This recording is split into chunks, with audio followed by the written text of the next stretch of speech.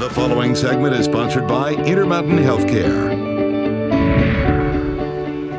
Well, welcome back. You can tell that it's a busy day here on 2 News at Noon. We have our friends here from Intermountain Healthcare. We're talking about asthma and how air quality enters into that mix. And we know that air quality sometimes can be pretty bad here in the Salt Lake Valley.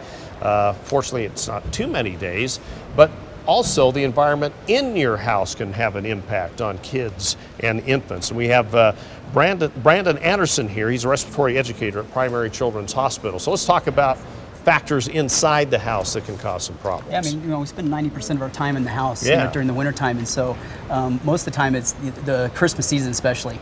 We have a lot of things, Christmas trees, scents that we use, candles and things like that. But the other thing is visitors. We have so many visitors that come to our household. They bring things with them. If they're smokers from outside the house, that stuff can be on their clothing. That comes in your house no matter how hard you try to keep it clean.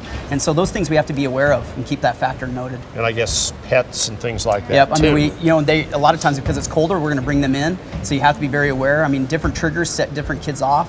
In holiday seasons, a little bit stressful. Stress environments can also make that a little bit higher. Yeah, and if you're trying to pinpoint if they have asthma or something like that, it's probably a good idea to maybe document or keep a journal on what's happening in your house. Yeah, very much so. I mean, as the kids are having issues and you see that playing out and you see it reoccurring, parents know the kids better than anybody else, and so keeping a journal of what happened, maybe what triggered that event, what was going on during that time frame, writing those things down, and then as they see their primary care physician, give that information, because between the two of them, they can make a better plan. And just quickly, what are some preventive things you can do? I mean, air quality is the most important. I mean, limiting things that are high, high odors, perfumes and things like that. But also baking goods. I mean, things and candles, things that are high scented.